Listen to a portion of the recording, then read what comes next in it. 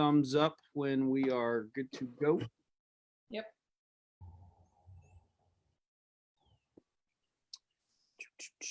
Come on, no whammies, no whammies, no whammies. You should have the Star Wars people on, You're man. live. You're live. We are live. All right, what's happening, Asphalt Life community? We are so excited. It is Tuesday, Tubular Tuesday, coming to you from the Star Wars bar, man. I had to change it up a little bit. You know, everybody was like, oh, you're on the porch, you're in your basement, you know, change it up. So, yeah, we built a Star Wars bar. I invited a few of my friends. So, anyway, it's Atlas Pro Talk. We'll be doing our little happy hour toast at 5 o'clock. But if you are just joining us on Facebook Live, we appreciate you being here on the Atlas Shingles page. And I'm joined by three amazing people. Let me go around the horn and give some introductions here in just a sec. But as always, make sure that you chat us up. Ask some questions. Let us know what you guys are experiencing. Find out what these guys are up to by asking some questions, and you might win an Asphalt Life prize pack. So we appreciate you guys being on and following us live. So let me go ahead around the horn. First up, our amazing sales rep up in Pennsylvania, Cathy Acosta, is in the house. Cathy, how you doing today? Hey guys, I'm well. Thank you for having me, Stan. I'm excited to chat with you guys and talk to people. Really. You're like, oh my gosh, I can interact with someone. I'm really excited. Yeah.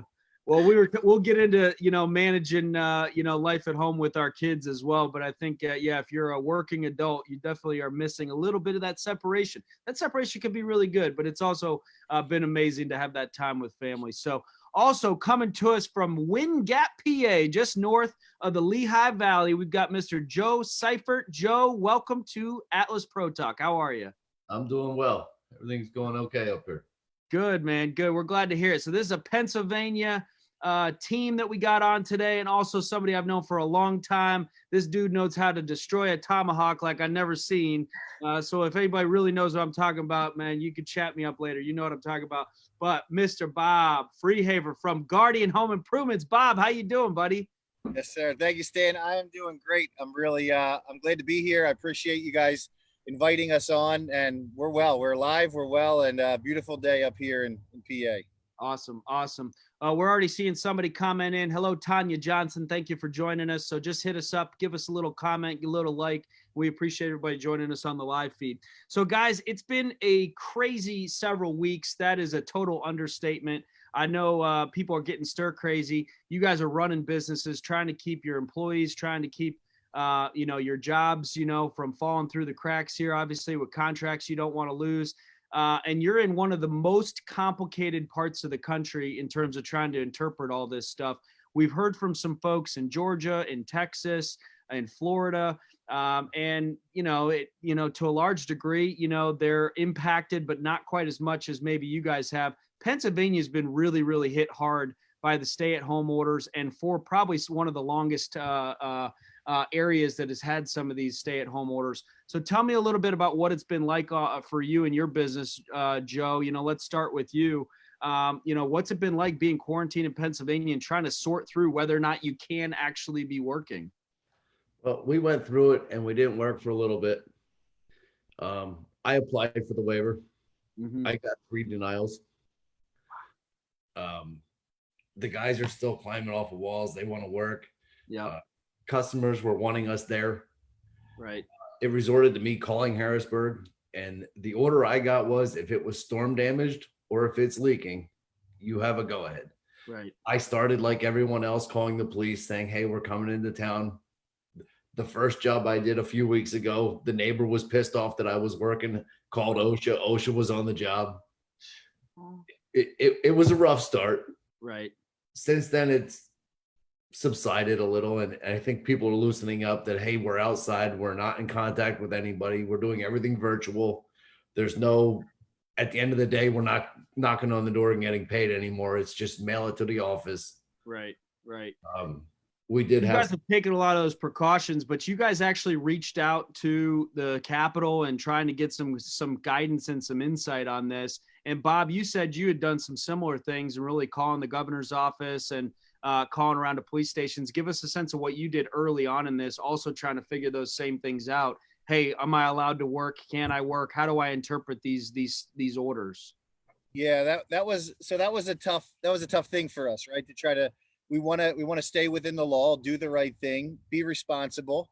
And as a leader, I want to make sure that the employees have work to do, the installers can stay busy and feed their families. And there's just so much emotion that was packed up in it, besides the fact that we're talking about some type of pandemic going on, right? So, and then our own kids. So our office is right on the borderline of Bucks and Montgomery County. Montgomery County was one of the first ones shut down. Our operations manager, John Goodman, number one, John Goodman. John, he just waved at you. Yeah, my man. So basically, he's from Montgomery County, right? His kids' schools were closed. I remember the Friday beforehand, walking individually, office to office, like, hey, if you want to go home, you want to work from home, like, or you want to, everybody's like, no, I want to come to work. I'm like, okay, so we'll be here. We set up literally like a piece of paper on the door, use the hand sanitizer, then, right. And then instructions inside, hand sanitizer, then go straight and wash your hands, right? Like we were trying to be proactive. Then by that Monday, Saturday, we had a discussion. Monday, it was like, hey, everybody's packing their stuff up to go work from home that week. And we had the week scheduled for install, right? So we figured, okay, then that end of that week, like, so there was like, everybody was staying at home, so to speak, the stay at home order, but there was not a shutdown of the business yet. It was that Thursday night. I got email, call, messages. I saw it from someone else, sent the link to me, like, the governor shut down work. Yeah. Thursday night, 7:30. I was trying to be like going for a walk, right? Like after dinner with the family, like all the new quarantine stuff, which is awesome. So, there was just so much communication and so much unclear. So that Friday morning, we emailed the governor like, hey, are we essential? Like we do roofing? Or where are we? We just sent an email. Then Monday morning, it was clear to us there was a waiver you could fill out. We filled it out. By Thursday, we're still like, hey, what do? We said, okay, we'll do what's scheduled for the week. The dumpsters were scheduled, the materials were scheduled for delivery. We got ABC locked in for days and deliveries and all this stuff. So until and then that Friday, we had our attorney interpret it for us. And he said, listen, there's no precedence, right? Like, so I would say, go to work, do what you do, be careful. And if any authorities stop you at that point, stop, right, and finish the job or do whatever. So we were still in this gray area. Then like a week later, there was another like another level, right? The restaurants were closed down, the other stuff was closed down. It was like everybody's got to stay at home. So at that point, there was a couple jobs that had like major stuff blown off of them. We it was just so much communication, and honestly, and I understand, I don't want to be pointing the finger at the government in this time, right? That would be like somebody pointing the finger at me when I'm trying to do the best I can to navigate through this. But there just really wasn't clarity. And then personally, you look out, you drive around or something, you go do something, you see roofs are going on. I'm on Facebook, like I see everybody that's roofing every day. I'm like, so it stirs that up like crap. Like, are we not allowed to? Are we allowed to? So yeah, it was challenging to make that decision. I'll end it with this right now. We have a job or so on the schedule. We had 2 jobs this week, and they were both heavily wind damaged, blown off chunks of roof. So it would be irresponsible not to complete them. But I'm hopeful that, we'll start to see some lifts, because at this point we're in the same position with Joe. We got, installers that want to work. All of our staff has stayed on. The employees are working, they're working from home. But I also have the concern. I want them to have the resources that they need, but I also want to walk that line and be responsible, respectful. And just like Joe, really when it was like the one day a client called in and he was upset. I'm sorry, it wasn't a client. It was somebody driving by the job. Right.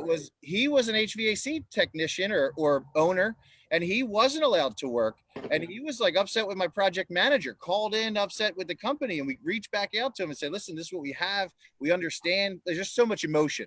Yeah, there has been. And I think the farther that down the road we get, the more anxious people have gotten about getting back to work, right? I mean, there's no question. You can't turn on the news or go on Facebook and see like the first couple of weeks of this was, we just got to figure out what the new normal is. Then there was hey, let's embrace this. Let's try to, adapt virtual selling, and let's try figure out how to, keep our people busy with training. And for you guys, Pennsylvania, New York, New Jersey, Michigan, these areas that have been locked down for the longest period of time and really have really had the most stringent, sort of interpretations of essential business for construction, it's got to be getting to that point where it's like, man, it's got to be frustrating, but also a little bit frightening for your employees on how we can, get you guys back to work, both safely, but also get things flowing again. You both made some comments in our prep to me about, the business was pretty good running through the first quarter, right? You also made some comments about the fact there's still a lot of homeowner demand and interest out there, which is really good for when things turn. What do you guys attribute that to? Do you think that we were just heading for a really good year and the weather was, wasn't super harsh? Or do you think that people being home have caused people to sort of look up and pay attention to these things? Are you getting that sense that people are more interested in home repairs and roofing projects because they're home, or is that a farce? Is that a something that we're just making up? Me personally, I was worried about it because we didn't have a harsh winter. Yeah. And up here, normally the snow and the rain and the ice and the ice damming, that creates more work for you normally. Right. Mhm. I was worried about it, but the phone never stopped ringing. Yeah. And then we just had a good storm 2 days ago, and my phone hasn't shut up since. Yeah. And that's the great equalizer for our industry, right? I mean, we picked a good trade from the perspective that we can, for lack of a better word, can weather the storm, these economic downturns because, we get some storm activity and guess what, there's going to be some opportunity. You guys both have mentioned that, you pivoted a little bit, obviously, with virtual selling. Joe, I want to just have you expand upon that, Bob, and then we'll get back to you. When you said you basically been running all your appointments virtually for a while, because when this thing really hit, you were down in Florida, you came back and you sort of were already doing this. What does a virtual appointment look like for you? Like walk us through what that looks like. Well, what I did, because I was out of town, I have a house in Florida, and when they canceled school up here, my kid was like, yo, let's go. We're out of here. It's 90 degrees in Florida. I can be swimming and laying next to the pool. And why be stuck here when it's snowing? Yeah. And we left and everything started getting locked down here. And we went to virtual. And since the guys couldn't work, as soon as the lockdown started happening, I was still south. I started having other employees drop all the paperwork off 2 days ahead of time. And then it was on their porch. If you want to bring it in, you can clean it, do what you want. But then when they did it virtually, everything that a salesman was going through, they actually had in their hand. Right. It made perfect sense to me. I called Cathy right away. It's like, hey, I need this, and this. And it was sent. I called the warehouses. Hey, what do you have laying around? They gave us everything. And it worked phenomenal. So really kind of a hybrid, right? You guys are bringing them printouts, leaving them materials, going about it that way, and then calling them and walking them through it. So they still have that tactile thing from you in their hands, right? It's pretty much like we're right there. It's just just on the phone, right? Yeah, but it has worked phenomenally. That's great. And Bob, what about you guys? Are you guys running virtual in any sense of the word right now, or are you guys just putting appointments on hold for now? What does that term virtual mean for your business? Because it really means something different for everybody and how you're handling it. Yeah, absolutely. So, it is a big question. Simple answer is absolutely. We're set up. We have, each sales rep has a Zoom account that they can utilize. Some of the things, though, that we've had put in place, and I do want to pause for a second. Joe, I like I said prior, I think that's such a great idea, you getting that Atlas packet. And I'll just say it because, hey, we're here and we're on Atlas channel right now. Basically, that's one of the best things that, besides the shingles being like amazing, and besides the staff, right, that helps and really supports us, the materials, the sales materials that you provide for us. I literally, in our garage, we have 90% Atlas stuff, and like not even 10% is materials, right? Like, so, and it's all provided by Atlas. So these folders that are pre-stuffed, wrapped, ready to go, there's such every single appointment that all of the sales reps go into, they bring one and they leave it, because we do believe in the product. We believe it's a, you know, a superior product that we're using. So we're proud of it, and it helps us do our job better. We're bringing value to the table. So Joe, again, I know we briefly touched on it before the call, but I think it's genius to get the product in front of them, tangible, that someone can hold. Yeah. And really, when you said it earlier, I was like, man, like, I'm going to go mail them things to people in a whole neighborhood with a flyer in it, like, so they can pick up the phone and call us, right, where we want to work. So, you know, well, that's the thing. There's so much talk about like digital door knocking, which is really valuable, right? Like we're doing a whole webinar with a brand new partner, Predictive AI, tomorrow on how to attract, you know, leads via Facebook and, you know, geo target and all that. But there's still a lot to that sort of like get your hands on something. And if you can do that in a safe and effective way right now, and then still be able to like have that in people's hands, I think that's huge. You know, I want to give a quick shout out to some folks on Facebook Live making some comments here, and then we'll get back to the questions. Charles Talley, Paul Aragon, Brad Jones, Justin Meinke. We appreciate you guys being on. Give us some likes. We appreciate you guys jumping in. Earl Davis made a comment here. Really around you guys operating and working in Ohio. They're still working. They haven't had any problems. They've actually had people stopping and asking for cards and estimates, and their attorneys have said that they're okay to work as long as their customers are okay with us working and they're following proper safety protocols. So again, you know, construction being essential, people need a roof, right? It's really, really important to make sure that that essential service can still be offered as long as it's being done in a safe way. And then Chris Castillo and Jeff French, welcome to the show. So thank you guys for jumping on. So Bob, go back to this idea of virtual selling. Are your people running appointments virtually? Are they, you said there's jumping on Zooms, like how is it working? Has it been easy for them to adapt to that? Or have some been done better than others? What's that been like? I'm going to say it's a mix, right? Because we have 10 sales guys at the time when this storm hit. So different people are going to go through different things. God bless you. And basically one of our guys, Zev Gutman, he got coronavirus. He was tested. He was sick, you know, within the first week, right? Like, so we're dealing with that. So we have all the spectrum, but to simply answer the question, you know, Guardian, and the great people that run it, you know, again, shout out to Bob Allen. A year and a half ago, or 2 years ago, he spent almost 12 months researching what CRM we're going to use.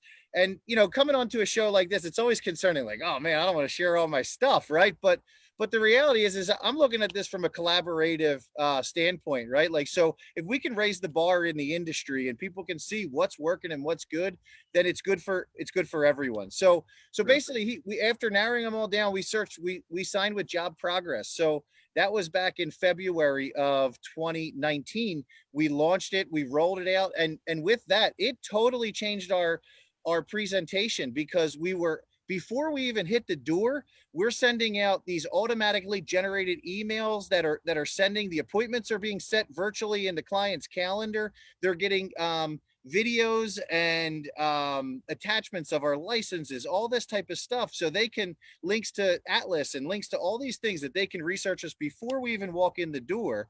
Then from that point, we had access to on-site or from remotely utilizing their electronic documents that they have in there. So we've been utilizing electronic agreements for a year, so we're like ahead of the curve in that.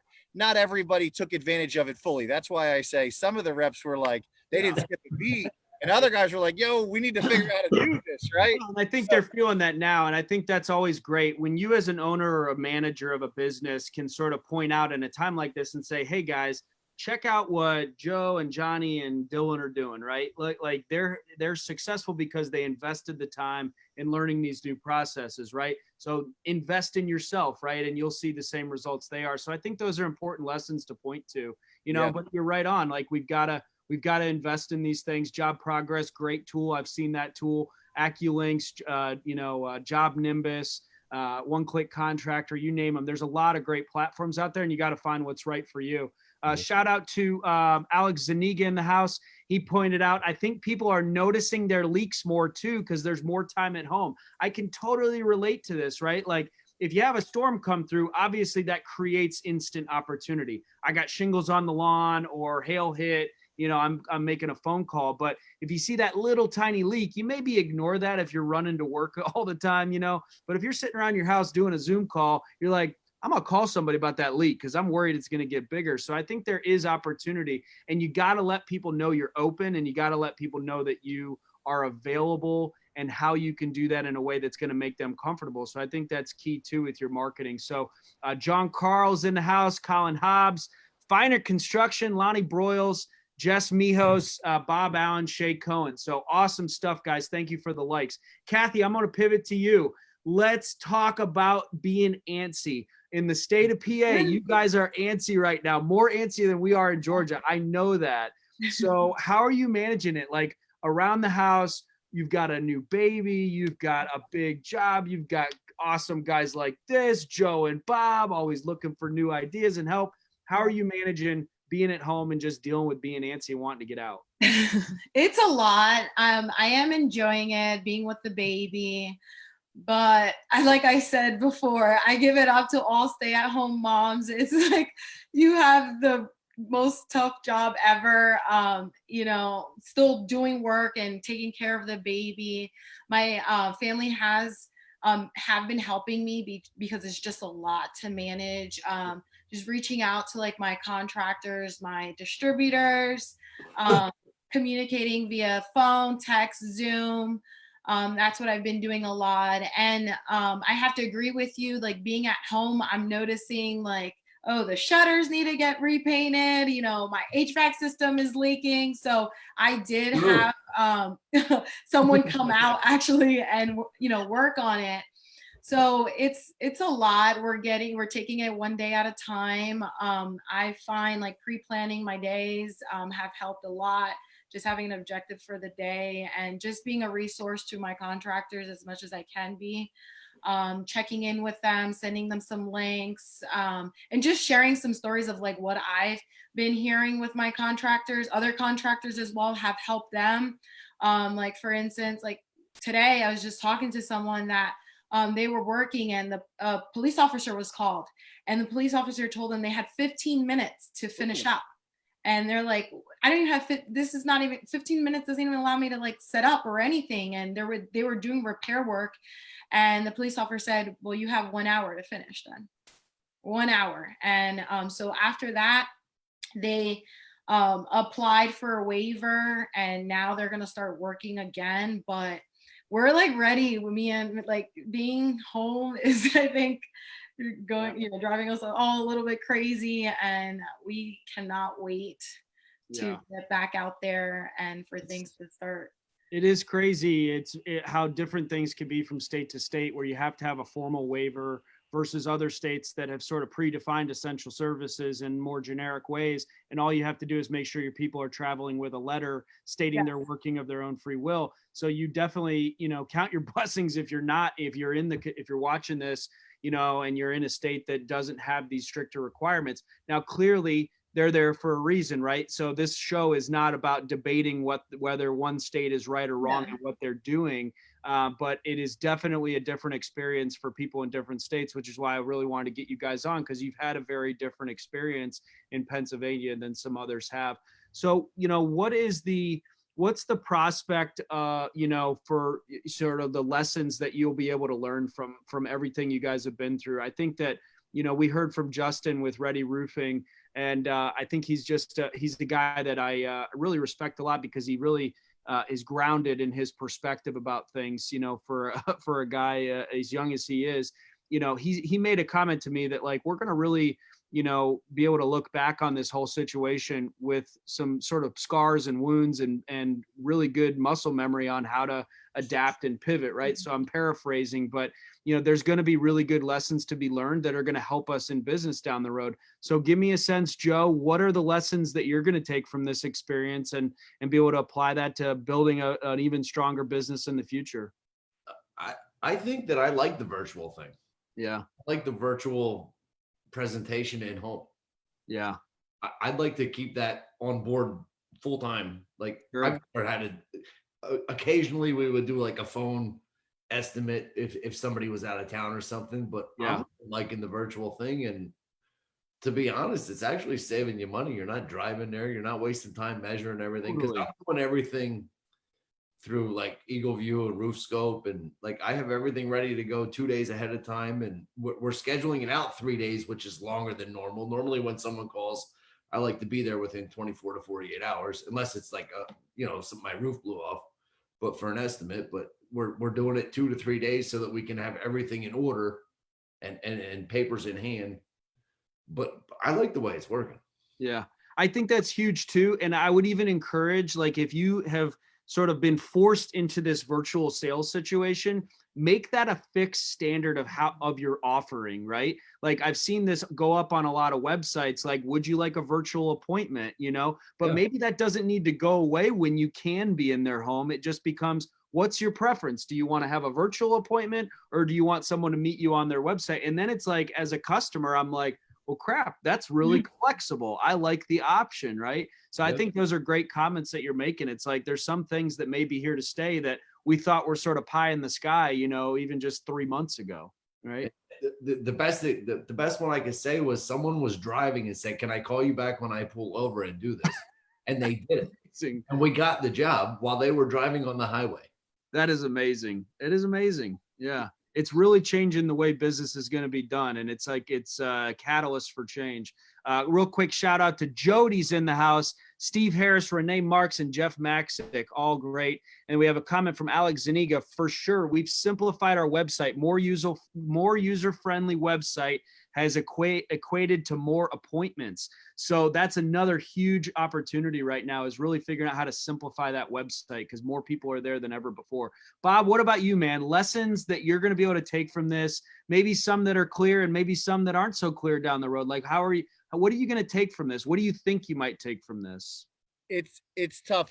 My first reaction to that is like, well, I'm not really sure, because we're not over yet, right? Like, I guess that's a fear-based mindset, just because of the fact that we really don't know how long this is going to be like this for, or how the release out of the slowdown is going to be, and how that is truly in the, if it's 6 months or 9 months, how it would truly potentially affect or pivot is a good word, the direction of the business. So that being said, number one, and you mentioned it, you touched on it, you said that, hey, people will go through the good things of the quarantine, right? The time with family and things like that. So I definitely, although family and family time was important to me prior to this, I think that the relationship that I have with my wife and kids, although it can get high highs and lower lows when you're in quarantine, it really, everybody's chuckling because we totally get it, man. Yeah, but like, we're being honest. Like, sometimes I just like up literally a couple times during this, man. Like, I got a lot of people I talk with and care about, and dude, I like broke down, cry, like, like, what the heck, right? Like, but it's like through that moment of emotion that I feel like I've had some of the freaking best times in my life with my kids, like playing games, like just telling stories, laughing.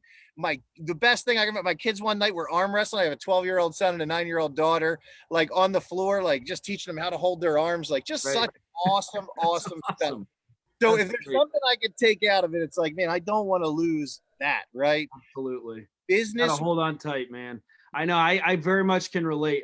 My son, I said, hey, I want to try to carve out 30 minutes at lunch every day just to go do something special with you. I said, you pick whatever it is. And yesterday he's like, I want to go fly a kite because it was windy. I'm like, when the heck was the last time I ever went and flew a kite? And it was so much fun. We got this thing so high in the air and then it crashed into the lake that's over in our community. So I was like, hey, that was a good 30 minutes, man. But it's those types of things, you're right, that we don't necessarily get a chance to do very often. So I think that that relationship and that focus on family are huge.